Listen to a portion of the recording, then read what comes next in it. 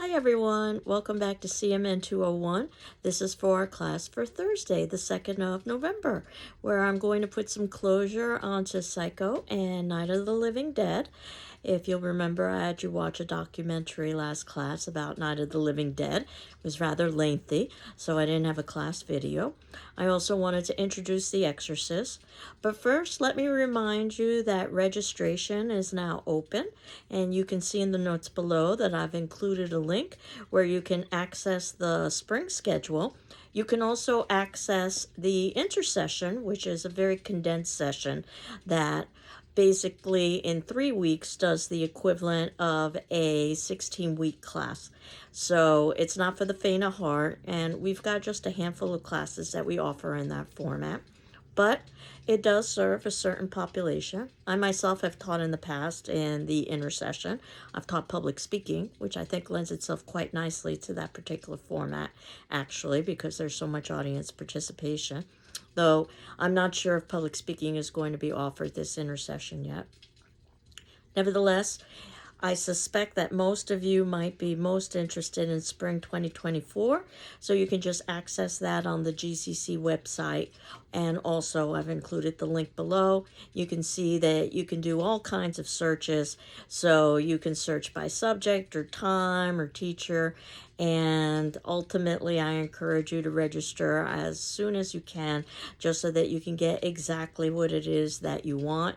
Though honestly, you can register up until the first week of the semester. So I hope that you have reached out to your advisor. If you don't know who your advisor is, you can always look that up on my GCC. You can also register through the advising office, which is in those cluster of offices in the core of the main building. And if you have any questions, certainly about registration, please let me know. In terms of this class, I'll be offering it again in the spring, but I will be offering it face-to-face.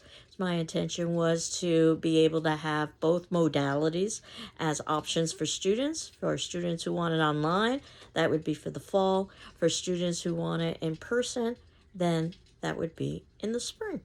So feel free to tell others that you think might be interested in horror film and media and popular culture. And in terms of what we've been talking about, the 1960s is such a pivotal time, just in terms of the history of America and also horror film. And as we know, horror film, the way that we've been examining it, is a mirror into some of the fears and anxieties of those films' particular time periods. Though, of course, we can generalize to time periods beyond that as well. So Psycho was based on a novel, as we had discussed, that was based on a series of cannibalistic murders. And that said, the film is very much about violence against women, much like the murders committed by Ed Gein were about violence against women. That hotel, now that you've seen Psycho, is a wonderful stand-in for the Gothic castle. And we see how ultimately Alfred Hitchcock, who's been called the father of the modern horror film, has been able to blend genres such as the detective story, Poe being credited with the creation of the modern detective story as we think of it, Poe being a very famous Gothic author. So it seems quite appropriate that Hitchcock would have been doing that as well. And in watching the film, you'll see that Hitchcock gives himself a small cameo, as he usually does in his films. About 6 minutes into the film, you see him standing outside wearing a cowboy hat.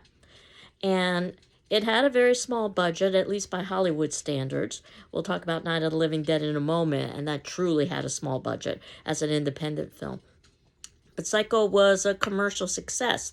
And this idea of the psychological horror, I've always viewed this film of the isolated family unit of domestic seclusion, as we see with the Bates family. And at one point, Norman Bates talks about how the highway has redirected any kind of real traffic to the motel. So it's basically Norman and his mother. I think this is very much a commentary on life of suburbia in the 1960s, a place that was supposed to serve as refuge, but we saw in earlier films, such as Invasion of the Body Snatchers, that suburbia doesn't offer refuge at all.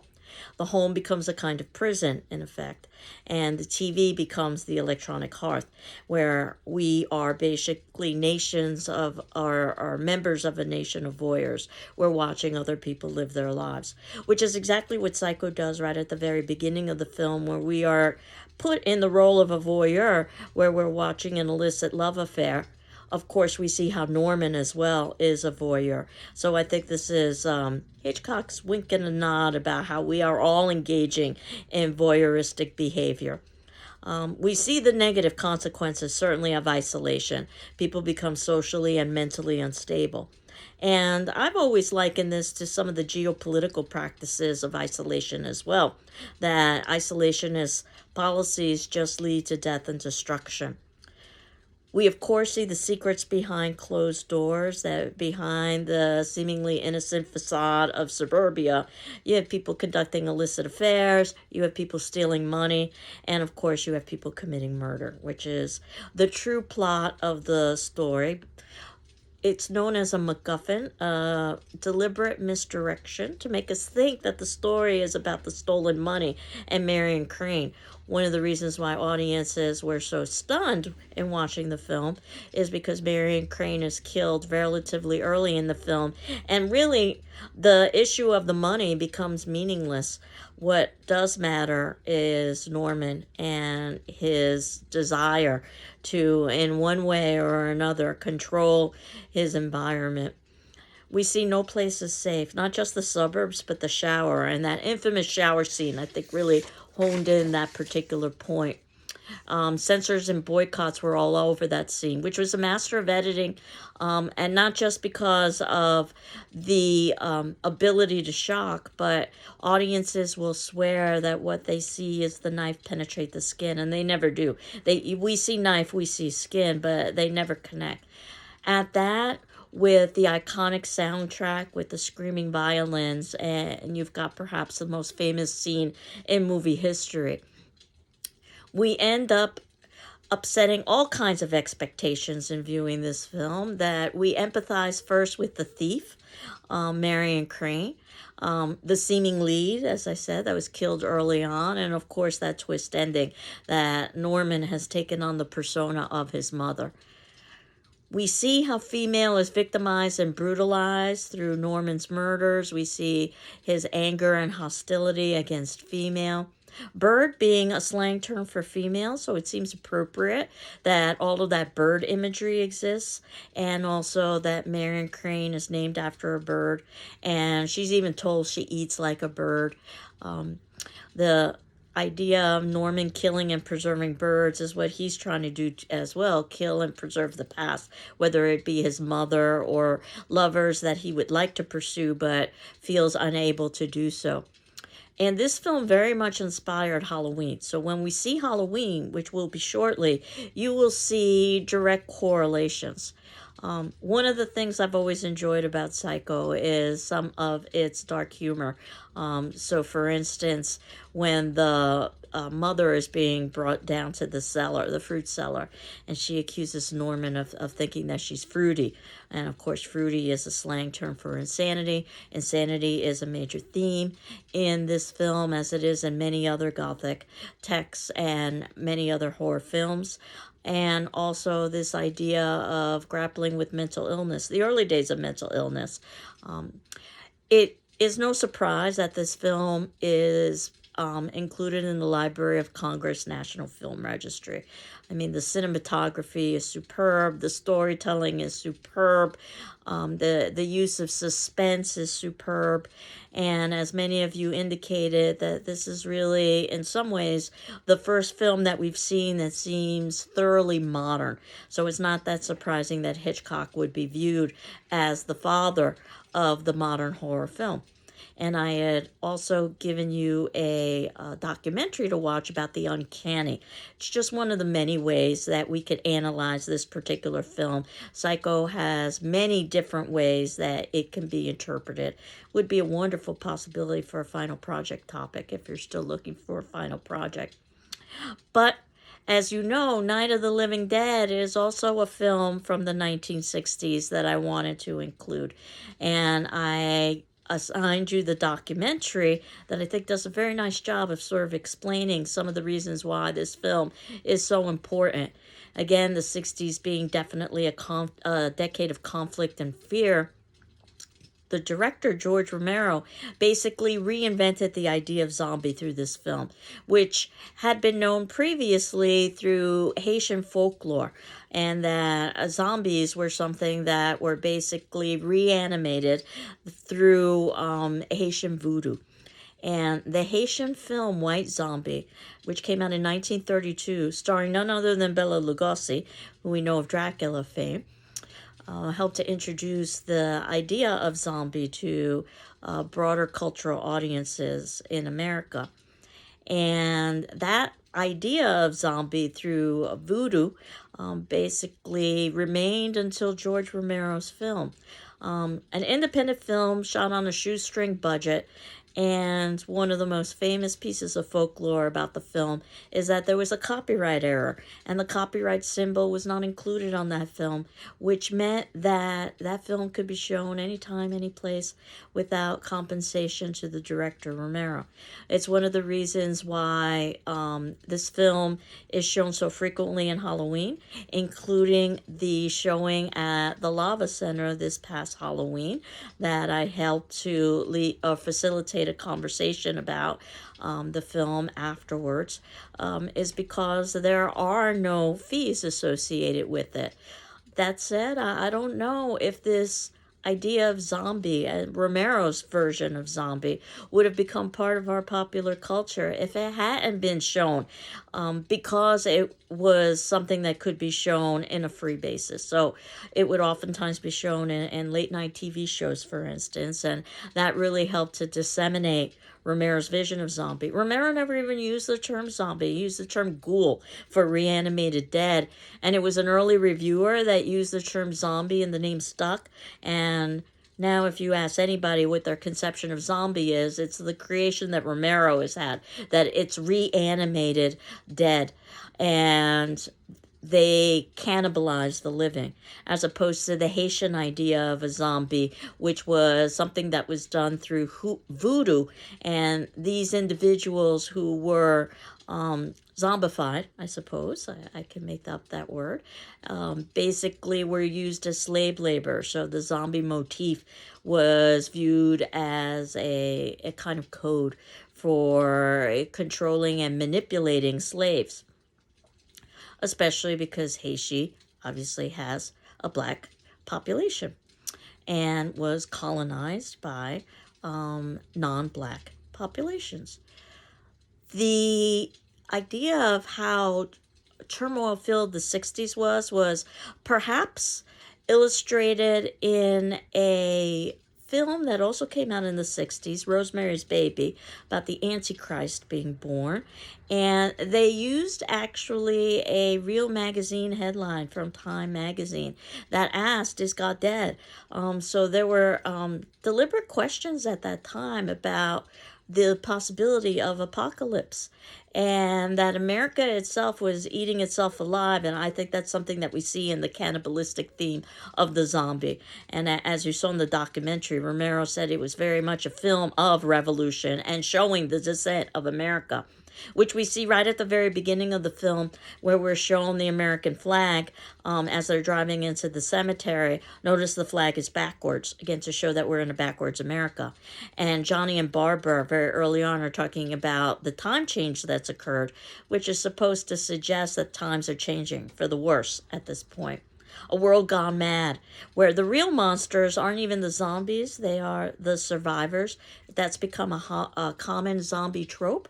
But it was something that was initially investigated with George Romero as the director, that it's the survivors who are unable to work together. And we see this with the collapse of the nuclear family, the Cooper family with Harry and Helen Cooper, who already are experiencing marital difficulties and spend their time throughout the film bickering, as well as their daughter Karen. And she basically commits murder against both of her parents.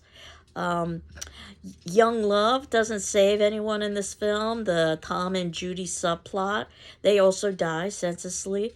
Siblings, Barbara and Johnny. The assumption is that Johnny kills Barbara and then eats her up alive. So this inability to work together is sort of reinforced with the ineffective institutions that Romero criticizes in the film. Government, law enforcement, media, all of those are basically unable to save anyone. And Romero continued on by making sequels, and his most famous probably being Dawn of the Dead, which is a great satirical commentary on the consumeristic culture, that consumers are much like zombies, just sort of consuming mindlessly. But we also see the ineffective institutions of authority, and that the government, even though we see evidence of the government trying to intervene in Night of the Living Dead, the sequel suggests that the government was completely helpless and ineffective. The same with law enforcement. And we see that in Night of the Living Dead, where our main character, Ben, is killed, and it's chilling how he's killed. Think that we've got, as the documentary discussed, a male lead, a male hero. And for the 1960s, this would be hugely significant and unusual. And then that male lead survives to be senselessly killed by law enforcement. It's chilling the way that he's killed and then just thrown into the bonfire like a piece of meat. And we're shown this through these grainy still images where these law enforcement agents are in many ways, a part of the kind of brutality that was suggested in the media in the 1960s with police officers persecuting and the black community. And sadly, this is still something that exists in today's world. So I think that there is a sense of timelessness in this particular film. Now, Romero says that he didn't intend to cast his lead character as a black man, that the actor was merely the best person for the job. But the reality is, as both Romero later admitted and the actor himself pointed out, once you cast a black man, it completely changes the dynamic. We have a black man who slaps a white woman. We have a black man who shoots a white man. We have a black man who ultimately is one way or another destroyed by what's supposed to be the law enforcement. In many ways, they look like a posse. And as they're holding those meat hooks, in particular through those grainy images. And the media itself, as we see all these media images, they're so reliant on television. Again, perhaps another commentary on TV and the radio. And all of the information they're being given is incorrect. Romero himself indicated that he didn't want to give a cause for the zombie apocalypse, but that he was required to do so in order to be able to sell the film. So there's that very brief commentary about nuclear radiation. If you were looking really carefully, you would have seen Romero himself. He plays one of the reporters who happens to be interviewing the government officials and scientists about this issue of possible radiation being a cause. If nothing else, this film has earned itself notoriety and fame because now we're at the point where horror film can be self-referential. It's no longer the early days of horror film, as we talked about with The Cabinet of Dr. Caligari, for instance. Johnny can tease Barbara and say, "They're coming to get you, Barbara." Perhaps one of the most famous lines in the film. But that dark, dark ending is one of the ways that I think the film earned its inclusion into the Library of Congress National Film Registry as being culturally, historically, or aesthetically significant. And that's in 1999 that it was added in. Roger Ebert, the great literary critic, He initially saw the film when it came out, and note that when the film was being shown in the late 1960s, horror film was seen as something that would appeal to children and younger audiences. And he was in a theater that was filled with children and younger audiences. He talks about how inappropriate that film was for that audience and how shocked and horrified they were. And I've included in the notes below his initial review, and I encourage you to read it. It's not very long, it's only several paragraphs long, where he said that it was a horrible film. Upon reflection, years later, Roger Ebert indicated that he misread and misunderstood the film, and it really was one of the great independent films, and just one of the great films in general. The cinematography, which was in black and white in order to save money, again, it was done independently, I think works marvelously to give this gothic sense to the film and to give shadow and light. This film has even been remastered by MoMA, the Museum of Modern Art. That's the version I have on my personal Amazon site. But you can find the film in many other versions. Again, there is no copyright. The link that I included for you to watch was something that I found for free on YouTube. It's supposed to be high definition.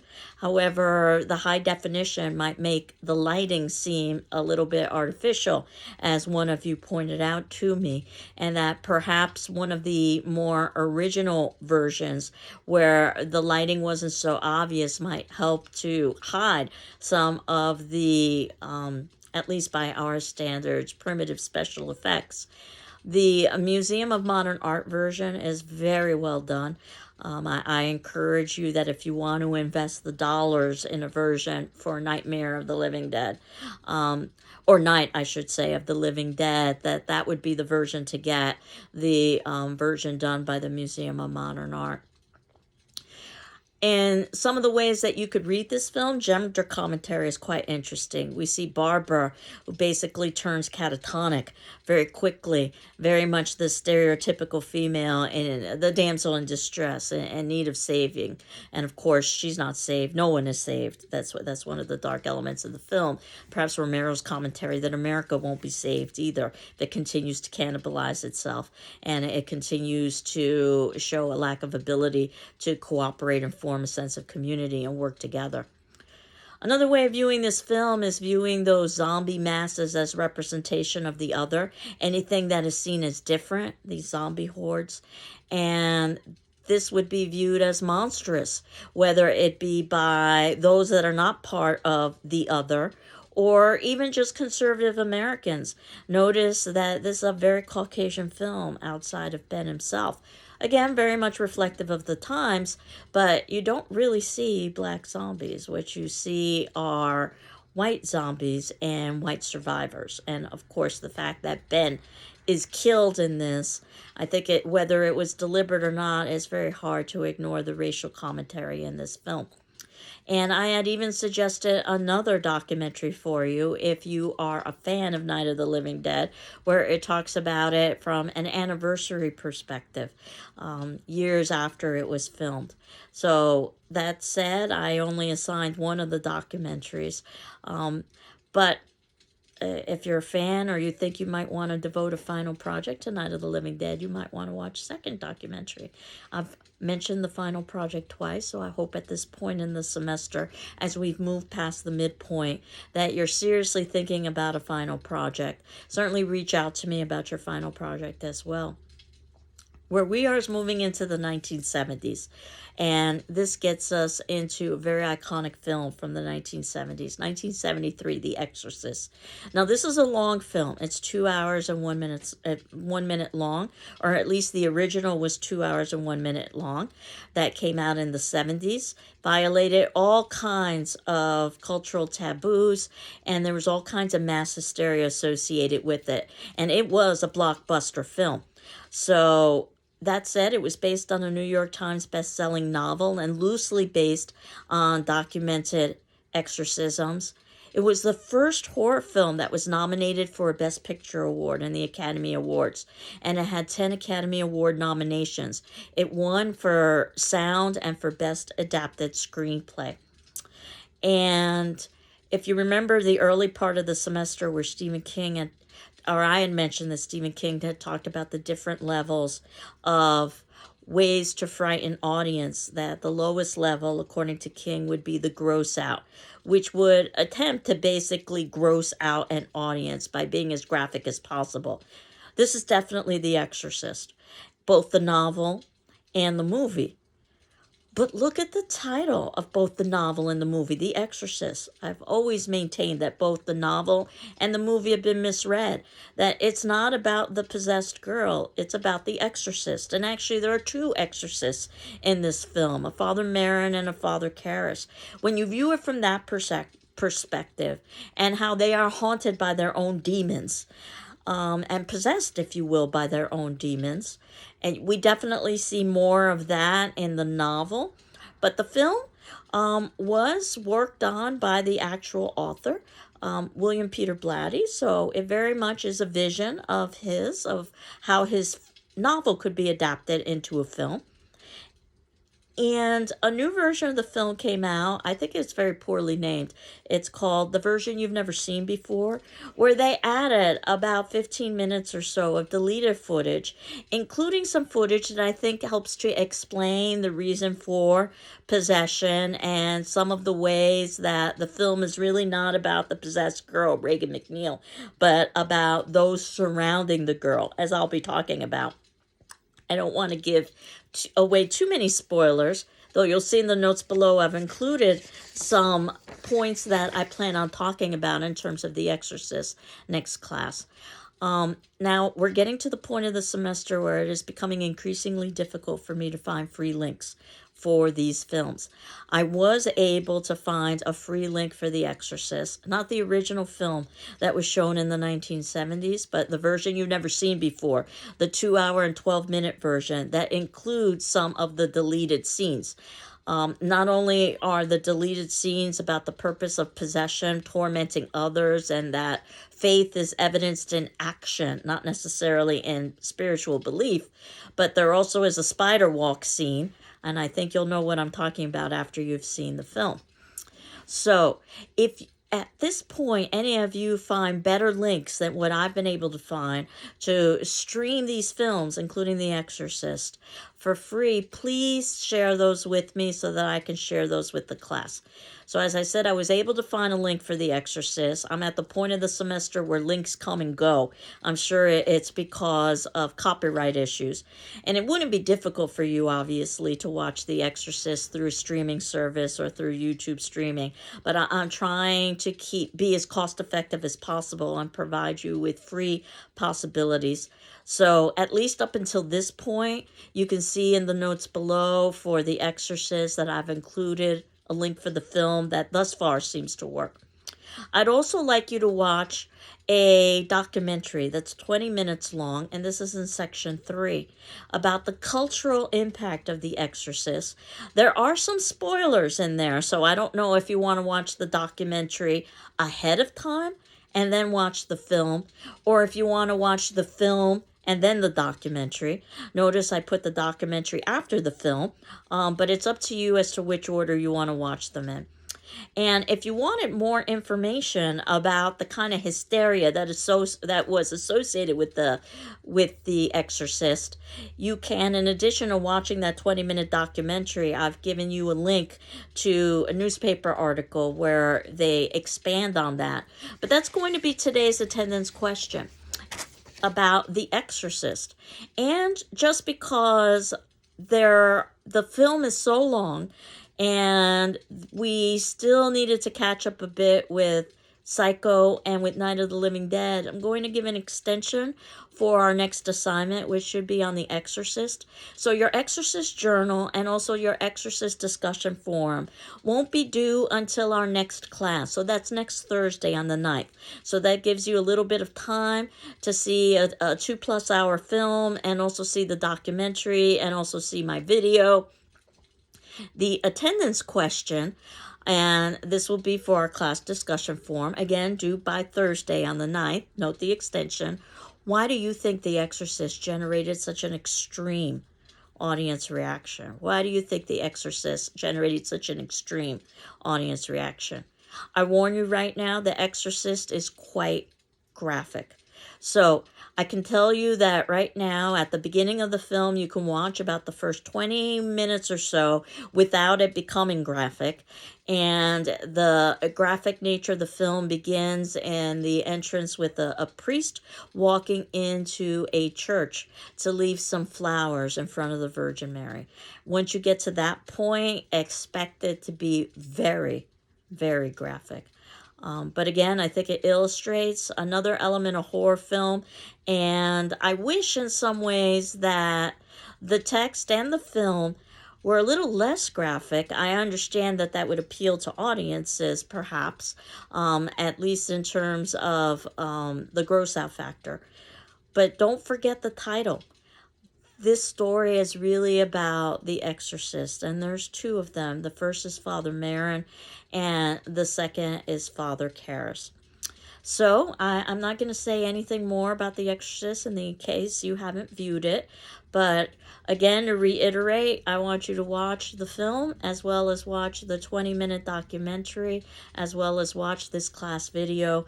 And that's the reason why you've got an extension, if you need it or want it, up until Thursday for your journal on The Exorcist and also your class discussion form response. So I hope you're doing well. I'm doing well. I'll be quite curious to see what you think of The Exorcist. Take care. Bye-bye.